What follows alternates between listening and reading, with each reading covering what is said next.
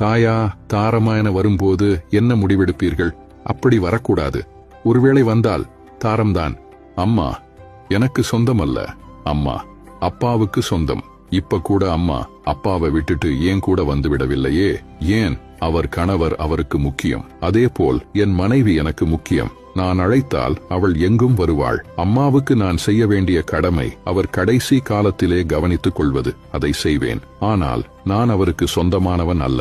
என் மனைவிக்கு என் மேல் உள்ள உரிமையை பாதிக்காதவரை அம்மாவுக்கு என் மேல் உரிமை உண்டு. அவருக்கு அனைத்தும் செய்ய வேண்டியது என் கடமை. நான் இல்லைனாலும் அவருக்கு ஒரு மகன் உண்டு, மகள் உண்டு. ஆனால் மனைவிக்கு அப்படி அல்ல. அவளுக்கு சகலமும் நான் தான். சிறுவயதில் அம்மா முக்கியம். கல்யாணமான பின்னும் அம்மா முந்தானையை பிடித்துக் கொண்டு ஒரு மகன் நடந்தால் அவன் அம்மாவின் வளர்ப்பு முழுமையாக இல்லை என்று பொருள். சமயம் வந்ததும் பால் கொடுப்பதை நிறுத்துவது போல மனைவி வந்ததும் சிறிது விலகவும் அம்மாவுக்கு தெரிய வேண்டும். மகன் விலகாவிட்டால் விலக்கிவிடவும் தெரிய வேண்டும். மகனுக்கு அவன் கடமையை சொல்லிக் கொடுப்பவள்தான் உண்மையான முதிர்ந்த அறிவுள்ள தாய். தன் சுயநலத்துக்காக மனைவியா நானா என்று முடிவெடு என்று சொல்லும் தாய் நல்ல தாய் அல்ல. மனைவிக்கு கணவன் சொந்தம் என்று ஏன் புரிய மாட்டேன் என்கிறது. அப்புறம் எதுக்கு கல்யாணம் பண்ணி வச்சீங்க?